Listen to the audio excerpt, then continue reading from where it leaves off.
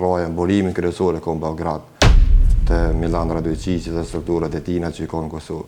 E kanë fabriku një përgjim edhe i kanë mashtru se torë, edhe serbë dhe shqiptarë. Janë 12 deklaratat komisionerë dhe të veçguzve, që janë konë të akreditu për ditën e zgjedhjeve që votimi u kry në mënyrë të organizuar nga lista serbe. Edhe ju kanë dhonë vërtetimet mjekësor ilegal, kanë shku me votu. Para pak ditëve kemi raportu ekskluzivisht për një kanosje që i është bërë Arber Eminit, kandidatit të vetëm shqiptar për kryetar të komunës së Klokotit, 3 ditë para se të mbarshin zgjedhjet lokale të 12 tetorit.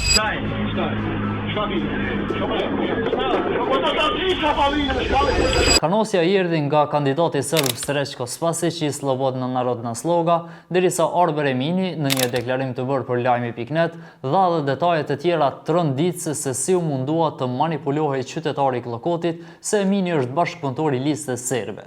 Audioincizimi që Emini thot që u shpërnda shtëpi për shtëpi ishte i manipuluar për çka autorët që e shpërndan atë kërkuan falje publike më vonë. Personit cili ka orë në tavolin ofër meje, mënyrën e kanosis, kërcënimit, pse ku më dorë kandidat për kryetar komune për shqiptarëve, është Srećko Spasić. Çka ka thonë kur është afruar? Ka fillu me britma, ka fillu me kërcënim, me kanosis, pse ki dorë kandidat për kryetar komune. Pse erdhe këtu. Mënyrat ndryshme, fjalë ndryshme në gjuhën serbe, fyse, ofenduse, dhe personat cilët kanë qenë me mund tavolin, kanë reagu. Për e momentit kur kandidatura ime u bo publike, jam certifiku për i KQZ si kandidat për kryetar komune, kandidat i pavarur, ku më arrit me bo një marrëveshje politike me gjithë partitë politike në komunën e Klokotit. Dhe nga i moment kanë fillu orkestrimet, presionet, shantazhet ndaj meje.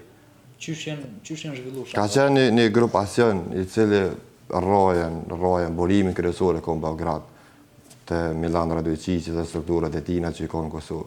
Ka qenë një orkestrim edhe një mënyrë e angazhimit tyne, mu më shantazhu, mu më paraqit, mënyrat ndryshme që une nuk jam kandidat për kryetar komune, për shqiptar, as për serb, por i ndikun për liste serbe. Kanë arrit me bon një rjet të agendave të ndikimit tyne, që mes tyne ka dhe shqiptar, që kanë punu me media, me OJQ, që kanë promovu vetëm kandidatin Srećko Spasić, SNS, kanë kritiku listën serbe. Po në kësisht ka thonë që Arber Emini nuk është kandidat për kryetar komune që ka dorë për me mbështetjet partive politike shqiptare, por është një propagandë që është zhvillu ndaj meje që unë jam kandidu nga lista serbe ose persona tjerë brenda listës serbe. Kanë dalë 2 javë ditë para se më mboj zgjedhjen Klokot, shtëpi për shtëpi, takime, kafe, në për restoranta dhe i kanë dezinformu qytetarë shqiptar edhe serb. Kanë ndikun mendimin e tyre për caktimin e të lirë të votës, që Arber Emini mos më votu se është i lista serbe në atë mënyrën, ja kanë përdorë, kanë shpalos një përgjim montazh, e kanë fabriku një përgjim edhe i kanë mashtru qytetarët edhe serbe dhe shqiptar. Vetëm që procesi zgjedhor vota e qytetarit lirë mos me ardhë të kandidati shqiptar, në këtë rast mos më ardhë të anë. Edhe kjo ka ndiku, ka pas efekt shumë pozitiv në atë mënyrën të ta, se unë kom taku shumë qytetarë që janë edhe dëshmitar këtij procesi, që shqiptarë që i kanë besu që ati audioincizimi. Aty është një bisedë me kandidatët për kryetar komune të listës serbe Bojdar Djanović dhe Igor Simićit, nëse s'gaboj. Edhe qytetarët nuk e njanë zonën as njërit as tjetrit, por biseda është bo në atë mënyrë që këta kanë përdorë kundër meje, për me ndikun në zgjedhje. Tjetër dëm që i bën Arber Eminit, siç thot ai, është se strukturat shëndetësore paralele serbe në Klokot kishin lëshuar vërtetime mjekësore false në mënyrë që të mundsohej votimi me asistencë në zgjedhjet komunale. Pra ka dëshmi që komplet një familje ka votuar me asistencë dhe sipas Eminit, në asistencë për të votuar kanë shkuar njerëz të afërt me pushtetin. E kjo gjë dëshmohet edhe përmes dokumenteve tani më të siguruara nga ne. Vërtetimet mjekësore janë përdorur prej orët e para të mëngjesit kur janë hapur vend votimet. Ka filluar verbos, pastaj në për çdo vend votim tjetër. Jam njoftu për komisionera dhe veçguzën në terren që janë të përdorur vërtetime ilegale me vull Serbisë në Klokot. I komu informu KQZ në Klokot. Nuk kanë marrë veprime. i ku më informu organet e policisë, kanë shku në vend ngjarjes, kanë konstatu veprimet që i ka bo një grupacion i lista serbe aty. Edhe janë ndolë, për momentin me një vend votim. Po procesi i votimit me asistencë ka vazhdu në pika tjera, me votime tjera deri në ora 3. Ja mundëson me votu me asistencë. Ky vërtetim, që nuk është valid i Republikës Kosovës, ja ka mundësu serbe, të lista serbe, me kontrolu votën. Ka familjar, 8 antar, 10 antar që ja kanë marrë letërnoftimat, ja kanë dhonë këtë mënyrën vërtetimin që është me i struktura ilegale, paralele serbe, mjekësore në Kloket, për me votu, me shfrytzu, me kontrolu votën lista serbe. Edhe kjo metodë përdorë në gjitha vend votimin. është metodë që nuk mundet me një shteti i Kosovës. është ndërhyrë në procesin zgjedhor në Kloket. Nuk mundet një dokument i lëshuar që nuk është valid i Republikës Kosovës me funksionu dhe mu legalizu në sistemin zgjedhor të Kosovës. Shqiptarët nuk kanë mujtë me votu në këtë mënyrë. Se nuk ka doktor në Kosovë që le lëshojnë një dokument jo valid ose me datë falsifikune.